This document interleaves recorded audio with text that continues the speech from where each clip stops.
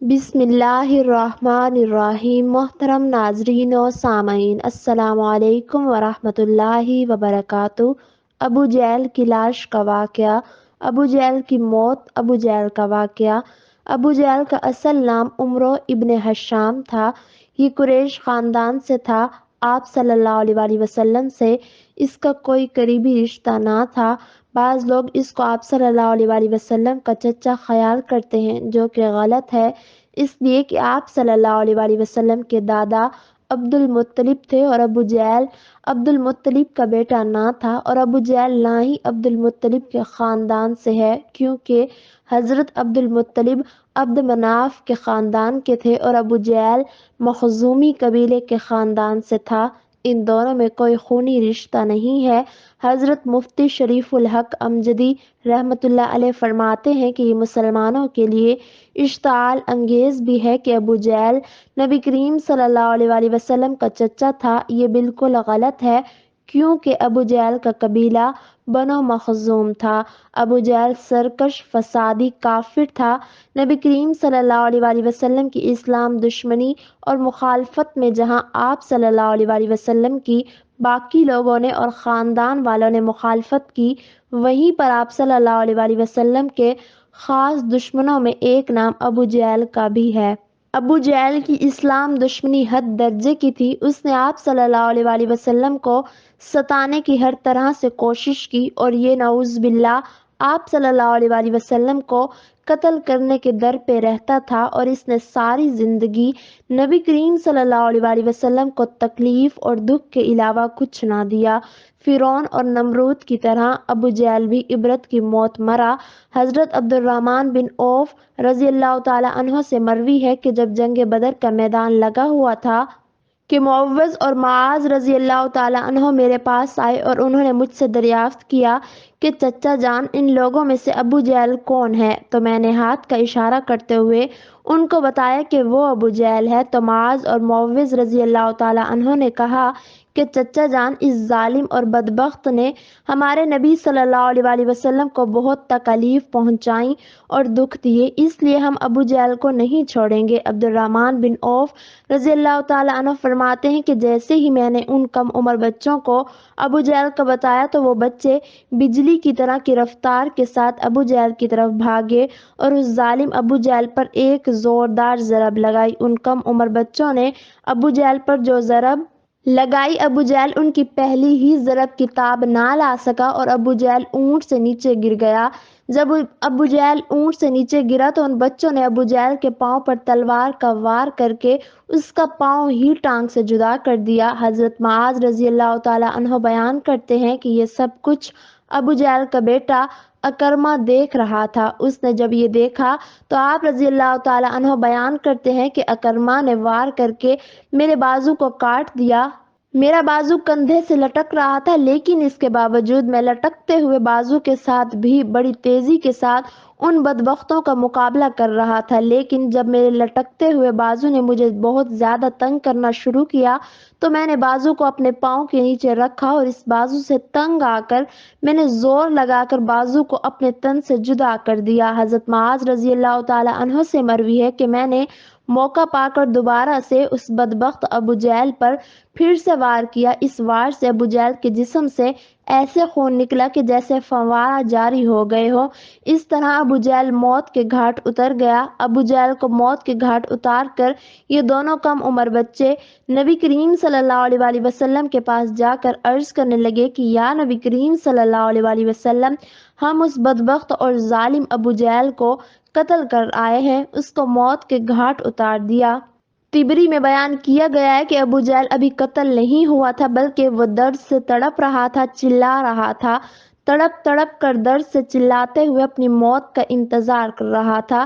جب جنگ بدر ختم ہوئی تو نبی کریم صلی اللہ علیہ وسلم نے تمام صحابہ کرام رضی اللہ تعالی عنہ کو یہ حکم جاری کیا کہ ابو جہل کو تلاش کیا جائے۔ سب صحابہ کرام رضی اللہ تعالی عنہ ابو جہل کی تلاش میں مصروف ہو گئے اور ابو جہل کو تلاش کرنے لگے۔ تلاش کرنے والے صحابہ کرام رضی اللہ تعالی عنہ میں حضرت عبداللہ بن مسعود رضی اللہ تعالی عنہ بھی شامل تھے۔ حضرت محمد صلی اللہ علیہ وسلم نے तमाम सहाबा कराम रजी अल्लाह ताला अन्हों को अबू जहल की एक निशानी बताई थी कि अबू जहल के घुटने पर निशान होगा। जब आप सल्लल्लाहु अलैहि वसल्लम ने सहाबा कराम रजी अल्लाह ताला अन्हों को ये निशानी बताई तो सहाबा कराम रजी अल्लाह ताला अन्हों ने आप सल्लल्लाहु अलैहि वसल्लम से अर्ज किया कि या रसूल अल्लाह सल्लल्लाहु अलैहि वसल्लम, अबू जहल के घुटने पर वो निशान किस तरह से आया था?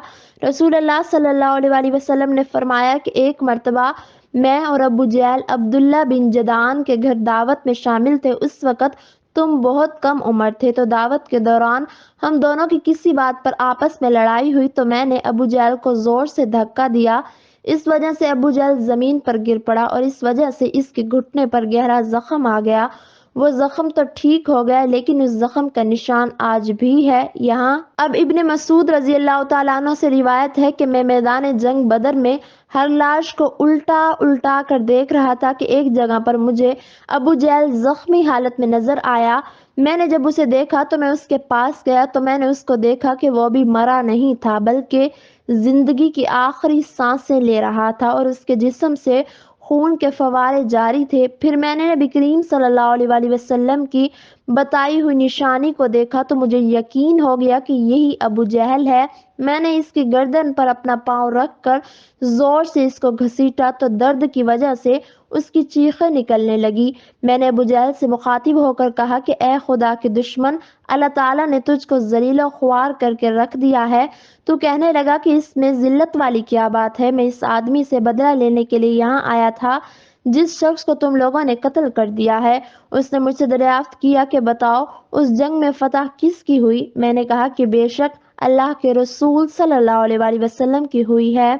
फिर उसने कहा कि ए इब्ने मसूद, चरवाहे तू बहुत ही ऊंची जगह पहुंच गया है। एक कौल ये भी बयान किया जाता है कि जब इब्ने मसूद रजी अल्लाह ताला अन्हो अबू जहल की सीने पर बैठकर कहने लगे कि इस्लाम के दुश्मन, तुम फिरौन से भी बदबख्त निकले। फिरौन ने मरते वक्त अपनी गलतियों को मान लिया था लेकिन तुम मरते वक्त भी इस्लाम के खिलाफ बोल रहे हो। ये सुनकर अबू जहल ने जवाब दिया कि अपने आका मोहम्मद सल्लल्लाहु अलैहि वसल्लम को जाकर मेरा ये पैगाम दे देना कि अबू जहल इस दुनिया से चला गया है। लेकिन अबू जहल ये पैगाम देकर गया है कि मोहम्मद सल्लल्लाहु अलैहि वसल्लम का सबसे बड़ा दुश्मन मैं हूँ। अबू जहल की जबान से ये सुनकर मैंने अबू जहल की तलवार पकड़ी और उसी से अबू जहल के जिस्म से उसका सर जुदा करके रख दिया और उसके सर को नबी करीम सल्लल्लाहु अलैहि वसल्लम के पास ले गया। मैंने नबी करीम सल्लल्लाहु अलैहि वसल्लम की बारगाह में अबू जहल का सर पेश करते हुए अर्ज किया कि या नबी करीम सल्लल्लाहु अलैहि वसल्लम, ये लीजिए अबू जहल का सर। आप सल्लल्लाहु अलैहि वसल्लम ने फरमाया कि कसम है इस जात की जिसके कब्जे में मेरी जान है, बेशक यही अबू जहल का सर है। फिर आप सल्लल्लाहु अलैहि वसल्लम ने अबू जहल के सर के पास खड़े होकर फरमाया कि अबू जहल काफिर इस उम्मत का सबसे खतरनाक और जालिम फिरौन है और मेरी उम्मत का फिरौन अबू जहल था और अल्लाह तबारक व तआला का शुक्र है कि ये बदबख्त हलाक हो गया। रिवायत में बयान किया गया है कि नबी करीम सल्लल्लाहु अलैहि वसल्लम ने शुक्राने के नफल अदा किए। नबी करीम सल्लल्लाहु अलैहि वसल्लम के फरमाने पर अबू जहल की लाश, सर और कुरैश के 24 सरदारों को एक कुएं में फेंक दिया गया। इसके बाद नबी करीम सल्लल्लाहु अलैहि वसल्लम 3 दिन मैदान बदर में रहे और जाते हुए इस कुएं पर खड़े होकर कत्ल होने वालों को ये फरमाया कि ए कुएं में फेंके गई लाशों, क्या तुमने अल्लाह ताला के वादे को पूरा होते हुए पा लिया है? हजरत अनस रजी अल्लाह ताला अन्हु से मरवी है कि नबी करीम सल्लल्लाहु अलैहि वसल्लम ने आधी रात के वक़्त कुएं में फेंकी गई लाशों ए अबू जहल बिन हशाम, ए उतबा बिन रबिया के नाम लेते हुए फरमाया, क्या तुमने रब का वादा पूरा होते हुए देख लिया? मेरे खुदा ने जो मुझसे वादा किया था वो सच साबित हो गया। इस पर सहाबा ने पूछा कि या नबी करीम सल्लल्लाहु अलैहि वसल्लम, आप लाशों से बातें कर रहे हैं। तो आप सल्लल्लाहु अलैहि वसल्लम ने फरमाया कि जो बातें मैं इनसे कर रहा हूँ ये सब कुछ सुन रही हैं, बस ये लाशें बोल नहीं सकती और तुम इन लाशों से ज़्यादा नहीं सुन सकते। मोहम्मद बिन इसहाक बयान करते हैं कि बाज़ उलमा कराम ने ये बात बयान करते हुए कहा है कि तुम लोगों ने मुझसे दुश्मनी की, बल्कि दूसरे लोगों ने मुझसे दोस्ती की। तुमने मुझको मेरे शहर से निकाल दिया जबकि दूसरे लोगों ने मुझको अपने शहर में पनाह दी। तुम लोग मुझे झूठा कहे गए دوسروں نے مجھے سچا کہا اور آخری نبی صلی اللہ علیہ وآلہ وسلم کہا، تم لوگوں نے مجھے بے شمار تکلیفیں دی لیکن دوسرے لوگوں نے میری پریشانیوں کو دور کیا۔